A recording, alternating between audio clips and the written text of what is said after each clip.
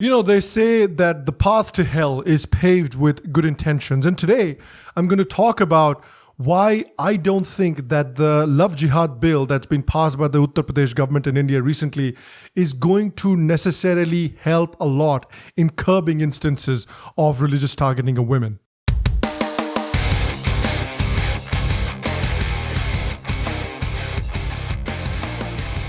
Hello, and welcome to another episode of the Sharma Show Global. This is the Sharma Show, but in English. So in India, we have a tendency to solve problems by passing laws. We think that just because the law is there, we don't really need to do anything, but we can just sit back, relax, have a drink, and the law will just take care of everything. What about population control? What about cow lynchings? What about communal violence? And the new Love Jihad law that's been passed by the Uttar Pradesh government definitely has good intentions behind it, because it shows that the government is aware that there is such religious targeting of women happening in India, particularly in Uttar Pradesh. So on that front, I definitely appreciate the intention of the Uttar Pradesh government, but I don't think that this law will necessarily help stop the religious targeting of women. But before I explain why I think so, I think we need to understand a few things first. First and foremost, what is Love Jihad? It is considered a strategy by which Muslim men target non-Muslim women, either through lying, either through some kind of allurement, either through telling them that they're actually Hindus and then later telling them they're actually not Hindus, they're actually Muslims, and then forcing them, coercing them with the help of their families to convert out of Hinduism into Islam. And look, before we even go saying that this is some kind of Hindutva conspiracy, it's not. This kind of targeting actually happens. Remember, some people also wanted to say that Islamic terrorism was some kind of a Hindutva conspiracy. Unfortunately, it's not. Unfortunately, terrorism happens, and unfortunately, it happens mainly from one community. Does that mean that every single Muslim is a terrorist? Of course not. Similarly, does that mean that every single interfaith marriage is an instance of love jihad? Of course not. But such targeting happens. In fact, Op India and Swati Goyal Sharma of Swarajya magazine have reported on dozens of cases in which we've seen such religious targeting by Muslim men of non-Muslim women. In fact, the government of Uttar Pradesh itself has taken into cognizance over 100 cases when they were bringing this law into effect. And the thing is that the reverse actually doesn't work. There have been many cases that have been reported where a Hindu boy or a Hindu man is often attacked or murdered even by a Muslim woman's family for having the audacity to date the Muslim woman. So clearly, we know at this point that such targeting happens.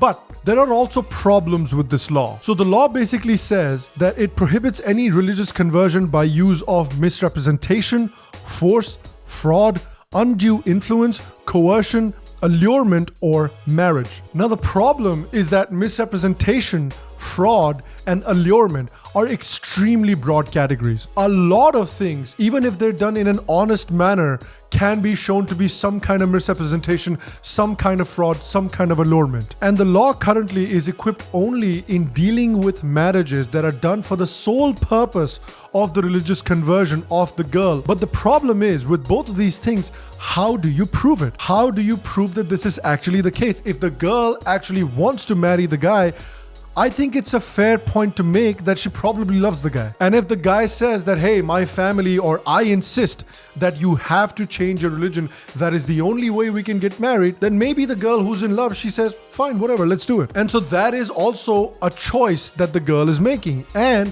the Supreme Court has said already in K.S. Puttaswamy versus the Union of India that a person has the right to make vital decisions about his or her life. If they want to marry to convert, they have the right to do so, unfortunately. So there are certain problems with these laws, as you can see. The first problem is that the law might infringe on the person's right to religious and personal freedom. Interfaith couples who just want to get married, who are genuinely in love with each other, might find it difficult to get married in the future. Secondly, it may be misused the way dowry laws are being misused. We've seen in many cases in dowry laws that certain disgruntled women or women's families have misused the dowry laws to harass the man and the man's family. Similarly, Similarly, disgruntled family members of the girl can use this law, or misuse this law rather, to harass the man and the man's family. And such kind of banning laws haven't really seen much success. We've already seen anti-religious conversion laws come into effect in different states, but it hasn't really led to a lot of success. And the problems with these laws is that these laws, these anti-religious conversion laws, these love jihad laws, they tend to target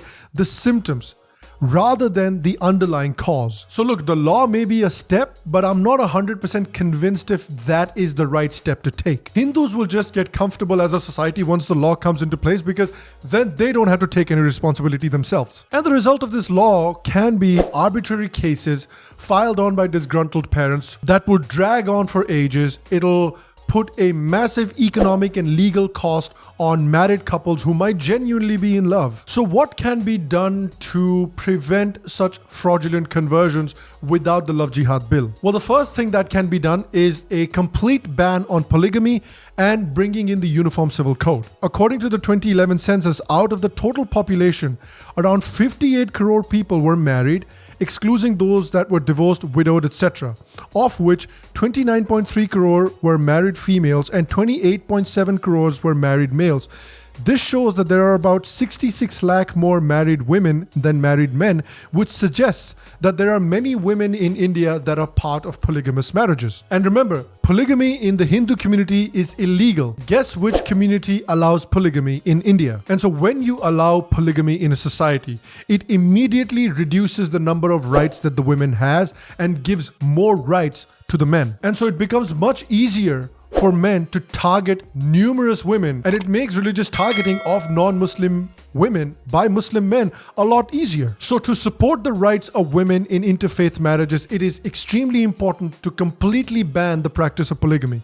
It is also extremely important to bring in the Uniform Civil Code so that universal rights apply across all communities, so that a woman who is entering a interfaith marriage does not lose her rights to inheritance, her rights to property, her rights to the custody of her children, and her rights to her alimony. The love jihad law doesn't necessarily tackle these issues. See, the real issue here is not that marriages are done for the sole purpose of conversion, but that conversion is done for the sole purpose of marriage. And so that is why the Special Marriage Act should be the only basis for these interfaith marriages. Because under a Special Marriage Act, a woman will know exactly what her rights are, instead of the marriage being done by some shady Maulvi somewhere by using Sharia law and by converting the woman to Islam. If the man's family is trying to deliberately put Sharia in the marriage should be declared null and void. There's no need for Sharia to get involved. There's no need for the girl to convert. If you love the girl,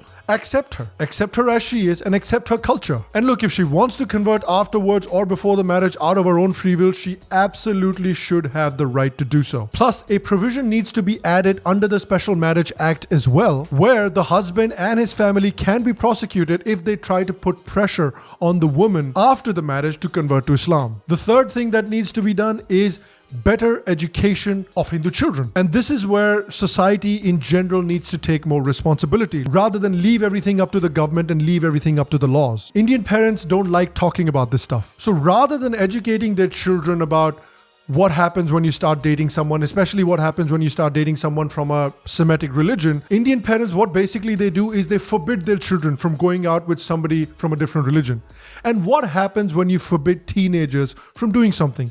They will go ahead and do exactly that. Parents need to make sure the kids understand from a young age what they're getting into. Especially when it comes to girls, they need to understand what conversion means. They need to understand what rights they have currently and the rights that they will lose if they convert to Islam. Teach young boys and girls the value of their indigenous culture so that they don't throw it away as a piece of dirty clothing once they're in love. Because what kind of love is it if it requires you to leave your family and your culture completely behind? And the other thing that Hindu society also needs to do is that it needs to support women who are in these marriages and who are going through hardships. Very often, if a Hindu woman in an interfaith marriage is fighting for her religious identity, is fighting for her rights, Hindu society will not come to her support, and politicians absolutely will not even touch that issue with a 10-foot pole because they'll be accused of being communal. And finally, it is also very important for us as a society to take a look at the problems that the Islamic patriarchy puts on women as well. Very often after an interfaith marriage,